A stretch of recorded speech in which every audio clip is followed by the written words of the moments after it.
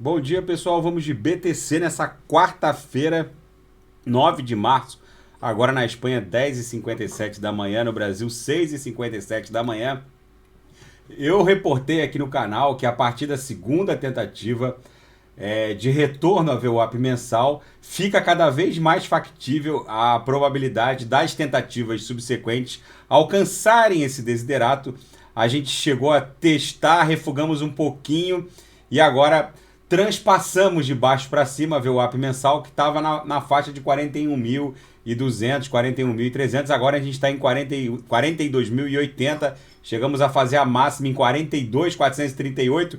Tudo isso porque a ordem executiva de regulação das criptos que vai provir da Casa Branca é totalmente favorável ao mundo cripto. O Cameron Winklevoss, para quem não sabe, é um dos gêmeos lá que ganhou aquela ação contra o Facebook, proposta contra o Mark Zuckerberg, objeto do filme A Rede Social.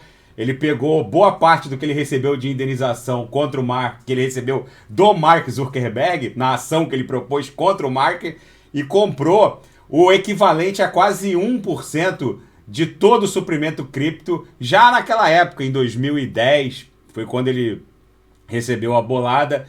E o Cameron Winklevoss, para quem não sabe, vem de uma família de advogados nos Estados Unidos, e é um dos grandes entusiastas, e que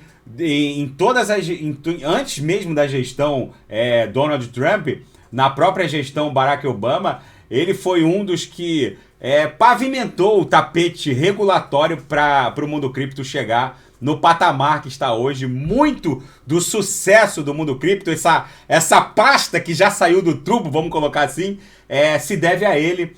O mundo cripto vê no Cameron Winklevoss um dos entusiastas que mais fez pela comunidade cripto. E agora a ordem executiva que está sendo divulgada pela secretária do Tesouro norte-americano, a Janet Yellen, é totalmente favorável à inovação responsável. Esses são os termos da ordem executiva.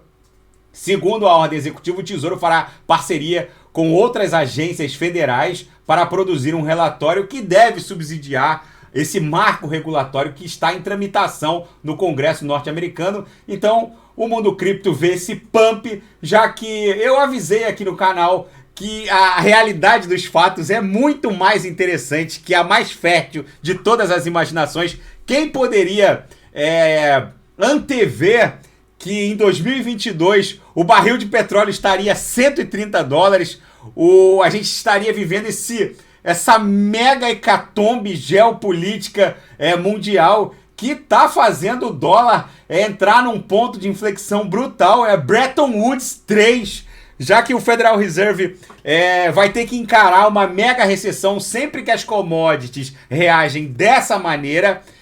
O mundo acaba sendo presenteado com uma mega recessão em poucos meses após esse pump de commodities. Então não é só o petróleo, é o trigo, o urânio também disparou. Eu tenho um gráfico que mede aqui a correlação da BTC com o urânio. Aqui o código do urânio é o RNM, essa linha laranja. A BTC ela vem acompanhando muito a cotação do urânio. Quando o urânio ontem de madrugada deu pump, eu imaginei que a BTC fosse tentar furar a mediana do canal de Keltner. É isso que aconteceu. A gente está agora tentando voltar para a banda superior do canal de Keltner. A nebulosidade na projeção segue aqui esverdeada, abrindo uma boca de jacaré. No semanal, o gráfico ficou lindo, a gente voltou a fazer um candle comprador no semanal, o que significa que é muito provável que a nossa próxima camada resistencial mais relevante fique em 45 mil, 46 mil dólares, que é a aresta superior desse grande retângulo de acumulação, que deve guardar proporcionalidade temporal com os retângulos anteriores. Por isso eu reportei aqui no canal que a gente iria ficar preso nesse retângulo na faixa entre 45 e 37 por mais uma semana e meia. De repente a gente já esteja no penúltimo candle desse retângulo de acumulação para se desdobrar nessa pernada que vai levar a BTC a no mínimo 80 mil dólares. Se a pernada ficar mais aberta, a gente vai bater 100 mil dólares. Os céticos são sempre os céticos, eles enchem a minha caixa de mensagem, porém eu ouso afirmar que esse procedimento deletério de desembarque e reembarque acaba proporcionando sérios prejuízos em termos de patrimônio cripto. Por exemplo, quem saiu da Luna a 77 desesperado pode voltar agora pagando 97,02, perdendo 25, talvez 23% do patrimônio cripto.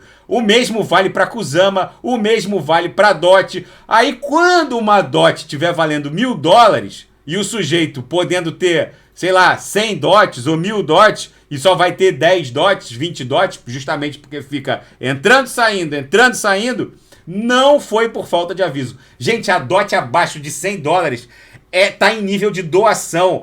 Poucas pessoas conseguem entender a grandiosidade dessa monocadeia que controla cadeias fragmentadas. Eu ouso afirmar que a Web3, daqui a 4, 5 anos, não vai nem ligar se não tiver um ecossistema, se vocês não tiverem DOT e Kusama num wallet de vocês. Aliás, o que não for DEX, o que não for descentralizado, vai ser considerado offline em muito pouco tempo. Tá bom, pessoal? Daqui a pouco eu volto com ADA XRP, Shiba Inu, vou fazer Luna, que tem a comunidade agora está se empolgando muito com a Luna. E quem quiser sugerir alguma análise é só colocar nas mensagens abaixo. Grande abraço, até daqui a pouco.